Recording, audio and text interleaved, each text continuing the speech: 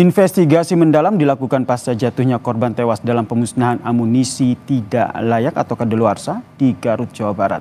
Ada 4 prajurit TNI dan juga 9 warga sipil yang menjadi korban. Lalu bagaimana prosedur keamanan pemusnahan amunisi bekas atau yang sudah kadaluarsa?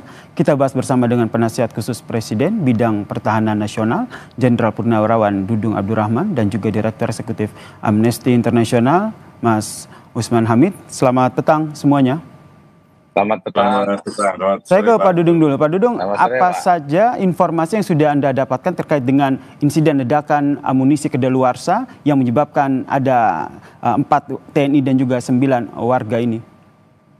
Terima kasih Mas. Kebetulan semalam saya melayat ke rumah duka karena memang korban Kolonel CPL Antonius itu mantan anak buah saya pada saat saya dan Din Mabes TNI. Beliau sebagai Gansat Harpal. Ya, kami cukup dekat dan 3 minggu yang lalu kami ketemu, ngobrol-ngobrol. Kemudian saat itu jenazah masih berada di Garut menuju ke Dustira, sehingga saya tidak sempat ketemu dan rencananya dibawa ke Jogja. Dan saya dapat informasi dari beberapa rekan-rekannya yang satu kop dari peralatan bahwa pada saat pelaksanaan pemusnahan lubang 1 dan lubang 2 ini berhasil, yaitu beberapa amunisi yang sudah afkir. Kemudian di lubang berikutnya, lubang ketiga itu sebetulnya dalam rangka pemusnahan detonator. Jadi detonator dimasukkan di dalam drum, ada 2 drum, kemudian lubang itu sudah digali, dan rencananya itu tadinya biasanya itu akan menggunakan air laut, karena itu prosesnya biasanya lebih cepat. Namun tiba-tiba pada saat dimasukkan ke dalam lubang terjadi ledakan. Jadi ledakan itu bukan dari munisi, justru dari detonator, itu yang saya tahu. Dan informasi ini saya klarifikasi juga dengan Dandim setempat, Dandim Garut, rupanya emang demikian terjadi adanya. Berarti ada lubang begitu ya yang dibuat untuk memusnahkan amunisi tersebut. Nah, terkait dengan lubang tersebut, apakah Anda juga sudah melihat dan juga mendapatkan informasi termasuk foto yang juga beredar terkait dengan ada lubang yang dibuat untuk memusnahkan amunisi ini, Pak Dudung? Kalau lubang yang dibuat untuk memusnahkan amunisi memang dibuat yang foto beredar itu. Kemudian ada lubang satu lagi yang memang dibuat, yang digali oleh masyarakat juga di situ untuk disiapkan memusnahkan detonator. Jadi demikian, Pak. Baik, kami coba tampilkan visual lubang yang dibuat untuk pemusnahan amunisi, bisa kita katakan sumur. Pak Dudung bisa melihat visual ini? Apakah betul bisa. Lubang yang tadi dimaksudkan oleh Pak Dudung ini adalah lubang ini? Kan ada 3 lubang. Jadi lubang ini lubang 1 dan lubang 2. Ini kan amunisi yang diafkir. Tapi yang khusus detonator itu lain lagi. Detonator kan sebetulnya peledak yang apabila diaktifkan itu harus melalui proses pengaktifan melalui aki ya, atau baterai. Nah, saya juga heran kok bisa detonator meledak tanpa alat pemicu, ya, tanpa alat pemacunya. Karena kalau detonator itu diledakkan, biasanya menggunakan TNT, diledakkan itu harus ada alat pemicunya. Nah, ini tanpa alat pemicu, saya tidak tahu persis apakah faktor panas atau dan sebagainya, tapi kok bisa meledak di drum itu. Baik, ini saya dengar tim investigasi sudah turun di lapangan. Betul. Kepastiannya nanti kita dengar saja. Baik Pak Dudung, saya konfirmasi lagi, berarti visual lubang ini adalah salah satu lubang yang memang digunakan ataupun dibuat untuk pemusnahan begitu ya. Kalau di visual ini kan kalau kita lihat Pak Dudung, ini kan mereka memindahkan amunisi-amunisi ini kan dengan tangan langsung begitu. Ini memang seperti itu prosedurnya? Ya memang kan ini amunisi afkiran ini kan sebetulnya sudah tidak aktif, tidak layak ya, sehingga ini tidak bisa digunakan secara aktif. Oleh karenanya mereka pun sudah terbiasa melakukan seperti ini dan ini nantinya akan dimusnahkan. Oleh karenanya hal-hal seperti ini sudah terbiasa bagi mereka lakukan. Karena saya yakin sumbu peledaknya juga sudah dinonaktifkan oleh mereka. Namun ini harus dimusnahkan karena digunakan pun sudah tidak mungkin.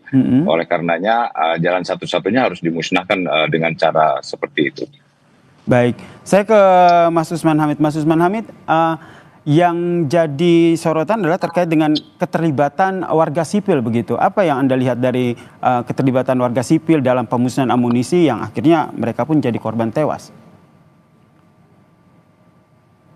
Ya, pertama saya ingin berbelasungkawa untuk seluruh keluarga korban yang kehilangan anggota keluarga tercintanya di dalam insiden peledakan amunisi di dalam kasus Cilong atau Garut, dan saya kira ini harus diusut dengan cara yang lebih kredibel, melibatkan unsur di luar TNI juga. Bagaimanapun juga semua keluarga korban dan juga masyarakat ingin tahu apa yang sesungguhnya terjadi. Yang dijelaskan oleh Pak Dudung tadi hal yang bermanfaat, tetapi akan jauh lebih bermanfaat seandainya hasil investigasi itu benar-benar mengumpulkan keterangan, mengumpulkan bukti, mengumpulkan petunjuk selengkap-lengkapnya, memeriksa pelaksanaan standar operating procedure, memeriksa standar pengamanan lokasi, dan seterusnya. Itu semuanya akan jadi pembelajaran yang baik ke depan supaya tidak terulang lagi.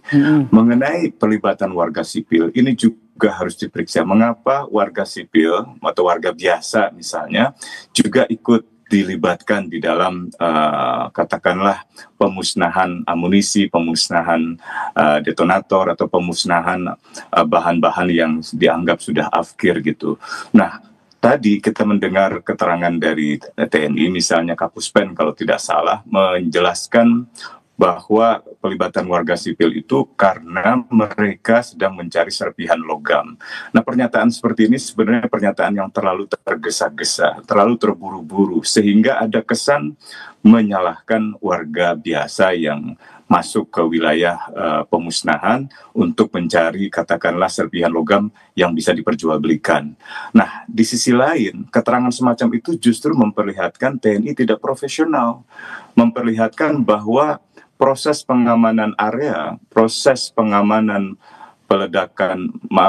pemusnahan bahan peledak, pemusnahan bahan amunisi maupun detonator dan lain-lainnya itu tidak dilaksanakan dengan cara-cara yang benar. Gitu. Dengan kata lain, tadi Bung Anton Aliabas di awal sudah menjelaskan harus ada jarak yang jelas.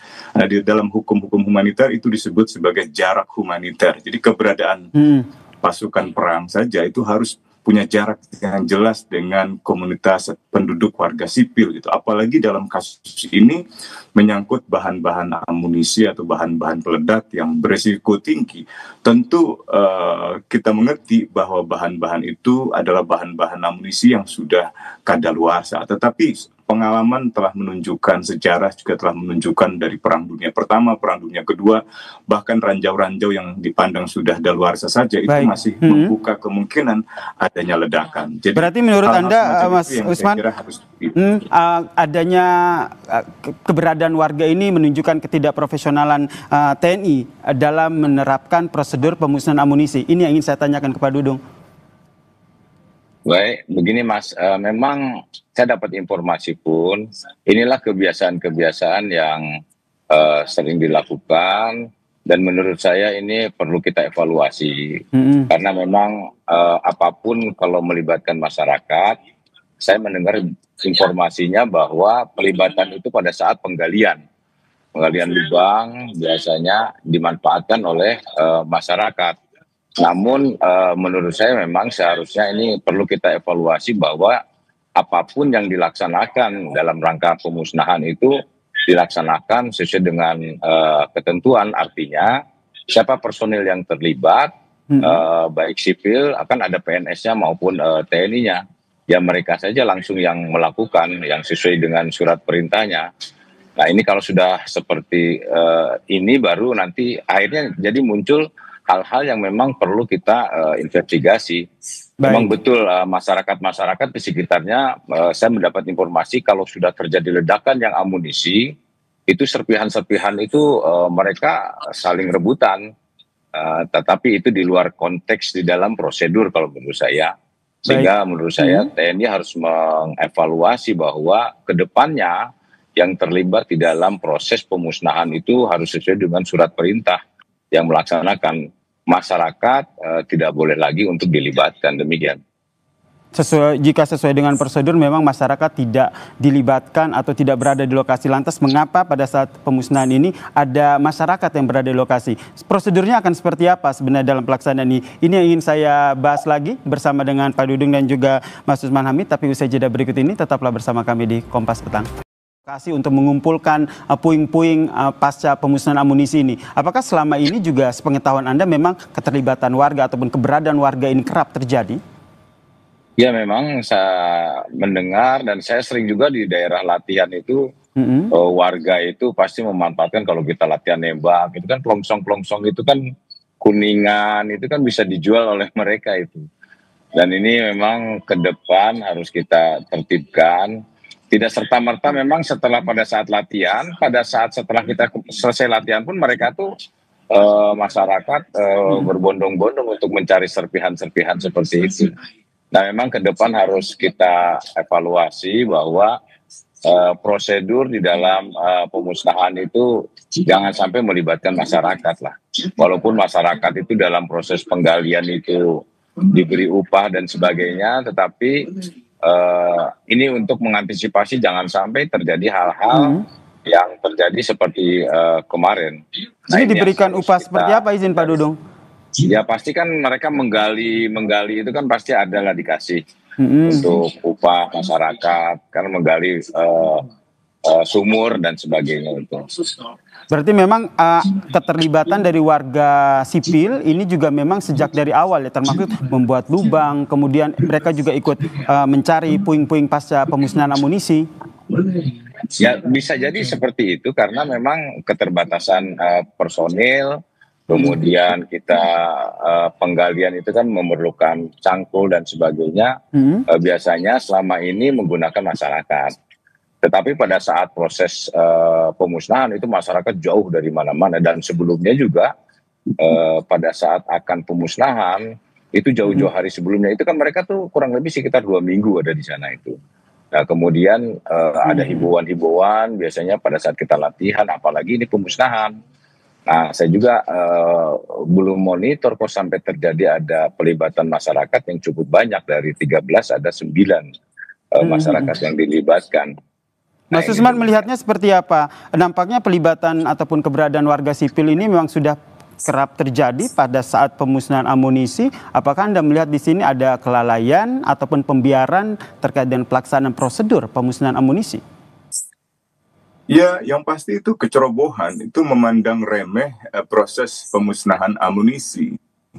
Amunisi itu bukan barang biasa, bukan logam biasa. Ya, memerlukan penanganan yang hati-hati dan harus dibekali dengan keahlian.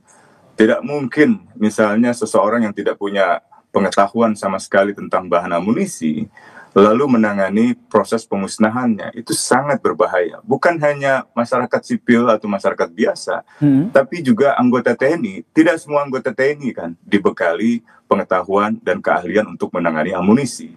Karena itu saya kira ini harus diusut sampai tuntas gitu. Dan unsur investigasi ini harus melibatkan bukan hanya unsur di dalam TNI, tetapi juga unsur di luar TNI. Komisi 1, Komisi Bidang Pertahanan juga harus mengambil peran yang optimal untuk memastikan bahwa seluruh fakta yang terjadi di balik peristiwa ini bisa diketahui, sehingga keluarga korban juga memiliki hak untuk mengetahui apa yang sebenarnya terjadi. Komnas HAM saya kira ini juga penting untuk dilibatkan, karena bagaimanapun juga ada kewajiban negara untuk memastikan hak hidup dari manusia itu terlindungi, baik anggota TNI maupun warga biasa yang dalam hal ini juga menjadi korban. Bahkan kepolisian sebenarnya wajib untuk ikut serta di dalam melakukan proses penyelidikan terhadap perkara ini. Baik. Karena kejadian itu ada di wilayah kepentingan umum, terutama di wilayah BKSDA. Tadi Pak Dudung sudah jelaskan itu, dan itu artinya bukan di wilayah lingkungan internal militer. Dan ini ke depan dalam kebijakan pertahanan, kebijakan militer juga harus diperhatikan agar ada tempat-tempat yang memang disediakan oleh negara untuk perlengkapan dan segala alat utama sistem persenjataan, termasuk proses pemusnahan. Karena tidak boleh sembarangan digunakan, tidak boleh sembarangan diletakkan, dan karena itu ada banyak kebutuhan untuk menyusun kebijakan yang komprehensif ke depan. Kebijakan dalam konteks penggunaan, produksi, distribusi, sampai dengan pemusnahan alat-alat bahan peledak atau misalnya bahan-bahan amunisi. Berarti Dan investigasinya tidak hanya berdiri sendiri ya, tapi ada pelibatan pihak lain begitu ya, Pak Usman. Saya ke Pak Dudung. Pak Dudung, apakah Anda melihat ada indikasi adanya kesalahan prosedur di situ sehingga nanti ada dalam investigasinya ada pihak yang harus bertanggung jawab begitu dalam insiden ini? Evaluasinya seperti apa? Nanti akan dijawab Mas pada saat hasil investigasi, karena memang saat ini kita belum tahu persis bagaimana kejadiannya. Namun yang jelas betul tadi kata Mas Usman, bahwa prosedur itu betul-betul harusnya dilakukan oleh tenaga-tenaga profesional, sehingga meletakkan amunisi dan sebagainya tidak semua tentara pun sanggup. Itu hanya kecabangan CPL atau Perlengkapan Militer. Dan itu yang terjadi itu justru di luar dugaan itu karena apa nih Mas? Saya juga heran. Ini detonator yang kalau misalnya terjadi ledakan itu pasti harus ada alat pemicu. Itu detonator, itu sistemnya yang terjadi. Tapi kenyataannya justru detonator itu dimasukin drum, kemudian akan dipindahkan. Makanya kemungkinan besar menurut saya pihak TNI yang ada di situ juga sudah memperkirakan keterlibatan masyarakat itu hal-hal yang tidak mungkin terjadi, karena kalau yang di lubang tadi yang visual tadi itu kan tidak ada masyarakat, itu anggota TNI betul yang betul-betul. Baik, sehingga kita tinggal menanti ya seperti apa investigasi yang dilakukan terkait dengan investigasi ini. Terakhir Pak Usman, singkat saja, Anda tadi mendorong investigasi menyeluruh, ada pihak lain yang terlibat, siapa saja pihak-pihak ini? Yang pertama adalah Komnas HAM, yang kedua adalah kepolisian, dan yang ketiga saya kira Komisi 1 DPR RI juga harus membentuk tim pencari fakta untuk memanggil semuanya dan meminta keterangan semua pihak sehingga diperoleh fakta-fakta yang lengkap, baik itu dari kepolisian, dari TNI, dari Komisi Nasional Hak Asasi Manusia, dan juga dari Komisi 1 sendiri, sehingga bisa dirumuskan ke depan kebijakan perbaikannya dan tidak lagi terulang kembali di masa-masa yang akan datang. Baik, terima kasih Penasihat Khusus Presiden Bidang Pertahanan Nasional, Jenderal Purnawirawan Dudung Abdurrahman, dan juga Direktur Eksekutif Amnesty International Pak Usman Hamid telah bergabung bersama kami di Kompas Petang. Salam sehat semuanya. Terima kasih. Terima kasih Mas. Sehat.